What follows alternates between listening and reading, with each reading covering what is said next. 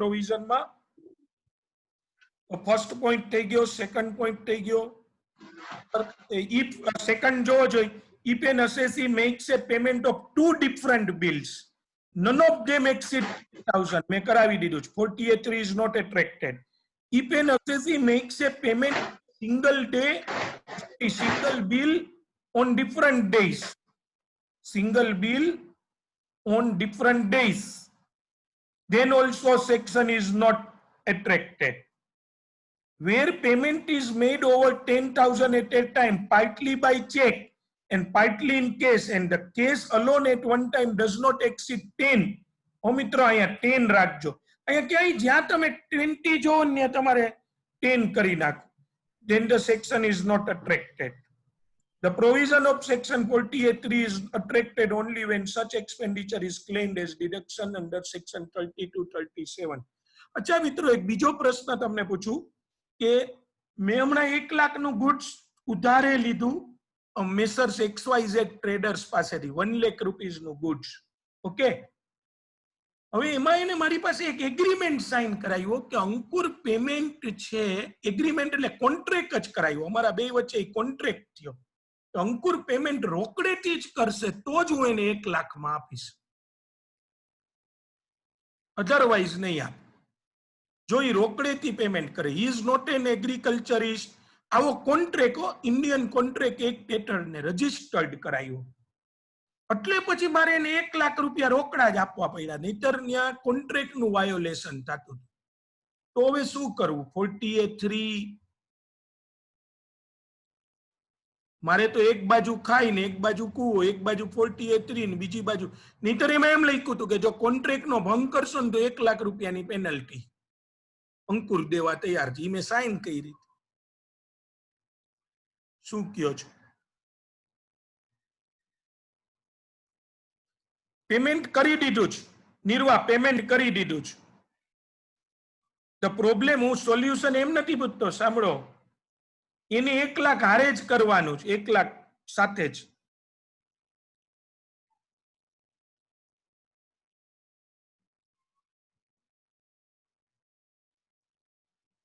Okay, deduction न मळे। तो मित्रों तमे आम कॉन्ट्रेक्ट नु विचारीने काई कही सको बीजू? आवो कॉन्ट्रेक्ट कर्यो तो एने रिलेटेड काई तमने? आ तो खोटुं ज छे ने, एने मारी पासे साइन करावी त्यारे मने इनकम टेक्स एक्ट नी खबर य नहोती,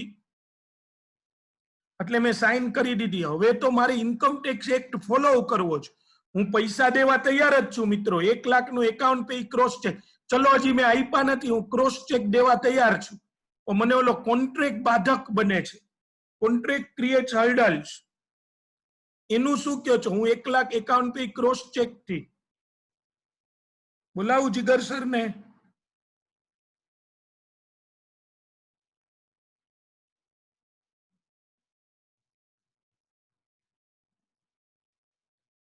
अच्छा, हमણાં મેં મારા એક ફ્રેન્ડ સાથે, એક મારો બીજો ફ્રેન્ડ છે ને, એને હરકી રીતે એને બહુ અમારી સાથે માથાકૂટ કરી ને, એટલે ઢોલ ઢપાટ કરવાનો કોન્ટ્રાક્ટ કર્યો છે, કીધું તોડી જ નાખો એને।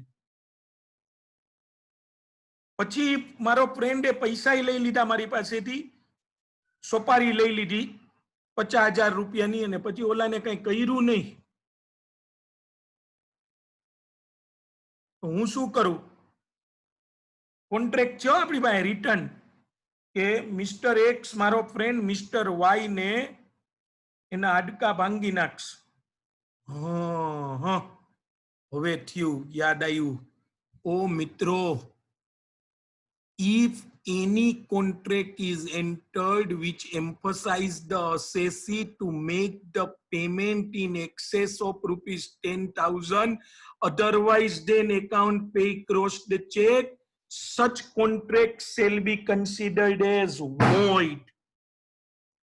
Just understand, how can you enter into any contract which overrides the Income Tax Act? Oh,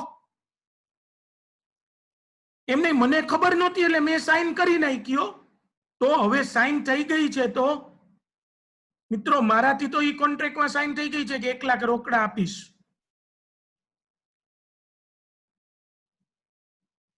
તો શું કરવાનું?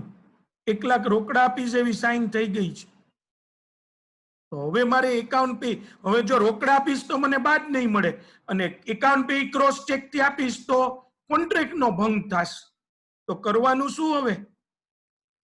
શું કયો છો? આ વોઇડ, હા તો થયું એમ નહીં. યસ, કોન્ટ્રાક્ટ જ ક્યાં વેલિડ છે? હા, વોઇડ છે તો કેન્સલ થઈ ગયો contract. Bus that's what I want your answer. તમે સમજેલા જ છો, પણ કદાચ કઈ કમ્યુનિકેશન ગેપ રહેલો હોય, that's why I am asking. મિત્રો, કોન્ટ્રાક્ટ નું જ વજૂદ. કયો કોન્ટ્રાક્ટ? કે 1 લાખ રૂપિયા રોકડા આપીશી અને સામેવાળો મારી સામે કોઈ કમ્પ્લેન ન ફાઇલ કરી શકે હો, કે ભાઈ આ 1 લાખ રોકડા આપવાનું વચન આપ્યું હતું અને હવે રોકડે. એટલે મિત્રો, તમારા મગજમાં જો આવા કોઈ વિચાર આવ્યા હોય ને કે આપણે આ પ્રોવિઝન થી બચવા માટે શું કરશું? કોન્ટ્રાક્ટ કરી લેશું, અને પછી કોન્ટ્રાક્ટ પ્રમાણે તો ખર્ચ બાદ મળવો જ જોઈએ ને, કારણ કે કોન્ટ્રાક્ટ એ લીગલ છે. મિત્રો, you can not enter into any yes, તમે એક પણ એવા કોન્ટ્રાક્ટમાં ન જઈ શકો વિચ ઓવરરાઇડ્સ ધ પ્રોવિઝન. આવું સરે કઈ શીખવાડ્યું છે કે કોઈ કાયદાનો ભંગ કરતા હોય એવો કોઈ કોન્ટ્રાક્ટ તમે એન્ટર ન થઈ શકાય? એને શું કહેવાય? કોઈ આવા બીજા કાયદાનો એવા કોન્ટ્રાક્ટ ને શું વોઇડ જ કહેવાય કે શું કહેવાય? કઈક એનું નામ હતું, કઈક બોલો તો. void ab initio. Okay, any provision of the contract which overrides the other provision of any, yes, Dhruvi Gadia, yes, unenforceable. That's good. void જ છે એટલે ઈ સામેવાળી પાર્ટી ઉપર તમે એન્ફોર્સ ન કરી શકો. You got the point? સમજો છો આ આખી વસ્તુ?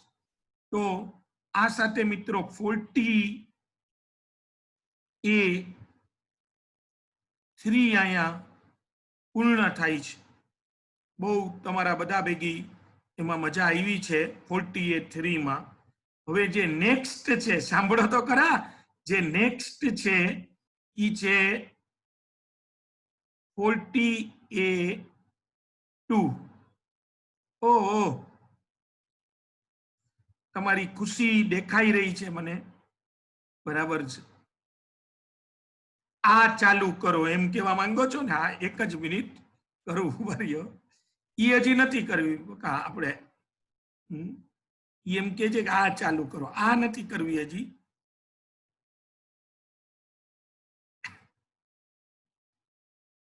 એક આ નાનકડી પ્રોવિઝન છે, સેક્શન, પ્લીઝ કોક ડિમાન્ડ નો મારું સેક્શન. હા, સેક્શન 40A2 પ્રોવાઇડ્સ, 40A2 છે, જો સાંભળી લ્યો ખાલી.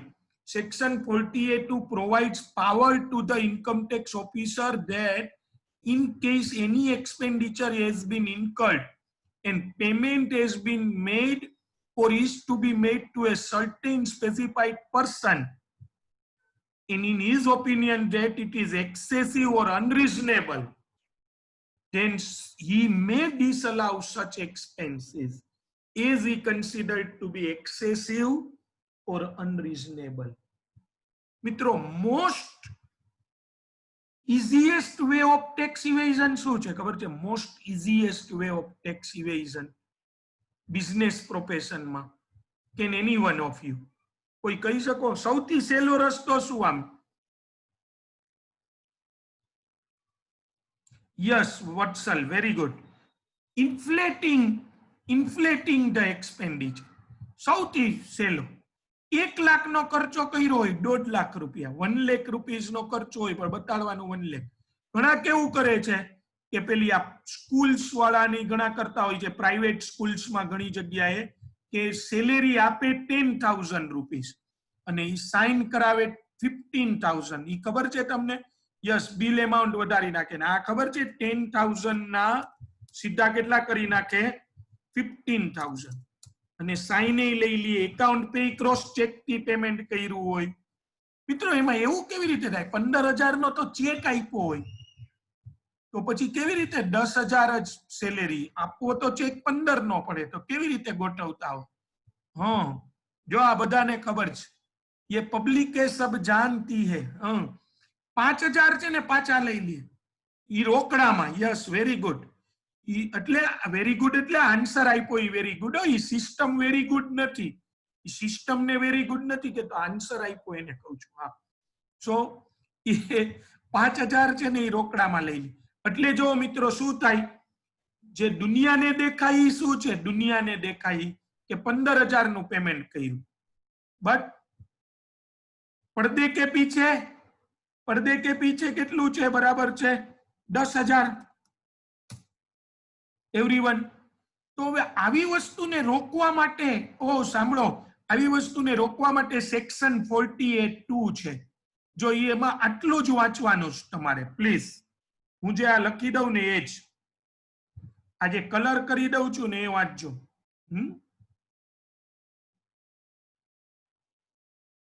The payment is in respect of expenditure. ઉભા રહેજો, આ રાખીએ. The payment is in respect of any expenditure. જો સૌથી પહેલા તમે કોઈ ખર્ચ માટે પેમેન્ટ કર્યું, જે ખર્ચ તમને બાદ મળતું હોય, the payment has been made or is to be made to a specified person in respect of such expenditure. A payment તમે કોઈ સ્પેસિફાઈડ પર્સન ને કર્યું. સ્પેસિફાઈડ પર્સન એટલે કોણ ખબર છે મિત્રો? ઇન્ડિવિજ્યુઅલ માટે છે ને એના રિલેટિવ. હું સમજાવીશ ડિટેલમાં, પણ અત્યારે એટલું યાદ રાખો, ઇન્ડિવિજ્યુઅલ માટે એના relative. And the payment for the expenditure is considered excessive or unreasonable. Then assessing officer may disallow. Then assessing officer may disallow excessive portion. હવે જો સાંભળો, મારી ઓફિસમાં હું મારા એક રિલેટિવ ને, મારી ઓફિસમાં રિલેટિવ ની ડેફિનેશન ની બધું આપણે ભણશું. અત્યારે એમ યાદ રાખો, રિલેટિવ ને મારી ઓફિસમાં હું જોબ ઉપર રાખું છું. એ કમ્પ્યુટર ઓપરેટર ની જોબ છે અને એનો હું પગાર કહું છું 50,000 rupees per month. 50,000 per month, બરાબર છે. એને કમ્પ્યુટર કેવું આવડતું હતું, ઓલા જોક જેવું, કે પહેલા જ દિવસે આવી અને એને શું કર્યું ખબર છે? લગભગ 1.5 કલાક સુધી કમ્પ્યુટરમાં કઈ કરતા હતા. પછી મેં એને પૂછ્યું કે તે કર્યું શું આટલી વાર? કઈ ટાઈપ કર્યું? મને કે ના, હજી કઈ ટાઈપ નથી કર્યું, હજી તો આપણું જે કીબોર્ડ છે ને એની સ્વિચ બધી આડાવડી ફિટ કરી હતી ની ગોઈઠ. બરાબર છે. એટલે મને કે એમાં 1.5 કલાક જેવું થયું છે. હવે કે બધી ગોઠવાઈ ગઈ છે, હવે ટાઈપ ચાલુ કરીશ. આવું એને કમ્પ્યુટર આવડતું હતું, બરાબર. એને 50,000 રૂપિયા પગાર મિત્રો, પર મંથ. પર મંથ, ઈ કેતા ભૂલી ગયો તમને, 50,000 પર મંથ. તો આ એક્સેસિવ ઓર અનરીઝનેબલ છે. અસેસિંગ ઓફિસર કે આવું જેને આવડતું હોય ને એને તો 15,000 રૂપિયા પગાર મળે અને તમે 50,000 એટલે પર મંથ 35,000. પર મંથ 35,000 નો પગાર એટલે મેં વર્ષે 6 lakhs આપ્યો તો એમાંથી 35,000 એક્સેસિવ. તો મિત્રો બધો જ ડિસઅલાઉ કરી નાખવાનો ને, પૂરેપૂરો 6 lakhs ડિસઅલાઉ કરી નાખવાનો ને. 6 lakhs ડિસઅલાઉ કરવાનો. તો મોર્ય અક્ષિત તો કેટલો કરવાનો? 50,000 છે excessive. Very good Kausha. Excessive જે છે ને એ ડિસઅલાઉ. Yes, good. 35,000 પર મંથ ઈ ડિસઅલાઉ. પણ જો કેટલી કન્ડિશન છે? there is an expenditure, payment is made to a specified person. Payment made to specified. ઈ મારા રિલેટિવ અથવા સ્પેસિફાઈડ પર્સન ના લિસ્ટમાં આવવા જોઈએ. જો એમાં ન આવતા હોય ને મિત્રો, મારો ફ્રેન્ડ છે ને એમાં નથી આવતો. ફ્રેન્ડ ઈ રિલેટિવ ની ડેફિનેશન માં ન આવે. ફ્રેન્ડ તો ફ્રેન્ડ રિલેટિવ ની ડેફિનેશન માં ન આવે તો મારા ફ્રેન્ડ ને આવી રીતે રાખ્યો તો 50,000 રૂપિયા. એ આવો જ, ઈ કોપરી જ, બધી સ્વિચ કીબોર્ડ ની બદલી નાખી, બરાબર છે. તો બાદ મળશે કે નહીં? હવે એક્સેસિવ તો છે જ, પણ બાદ મળશે? યસ નિકંજ, ગુડ, મળશે. તમે 3 કન્ડિશન યાદ રાખજો. In respect of an expenditure, payment is made. In respect of an expenditure, payment is made. Second, payment is made to specified person. Third, payment is excessive or unreasonable. Then it will be this. અચ્છા મિત્રો, એનો અર્થ એમ થયો ને કે આપણે relative ને કઈ job ઉપર રાખી કે એની પાસેથી વસ્તુ લઈ એટલે ડિસઅલાઉ થઈ જાય, એવો અર્થ થયો ને. રિલેટિવ પાસેથી કઈ વસ્તુ લઈ કે જોબ ઉપર રાખી એટલે ડિસઅલાઉ, એને જે ખર્ચો કરી એની પાસેથી વસ્તુ લઈ, એવું જ ને? નહીં. તો હા, ફેર હોવી જોઈએ. તો ડિસઅલાઉ ક્યારે થાય? Yes, excessive. એટલે જો, અને એક્સેસિવ હોય પણ સ્પેસિફાઈડ ન હોય તોય ચાલશે, બાદ મળશે. સ્પેસિફાઈડ હોય પણ રીઝનેબલ પેમેન્ટ જ કર્યું હોય, મેં એને દર મહિને 15,000 નો જ પગાર આપ્યો હોય તો કઈ વાંધો નથી. એવરીવન.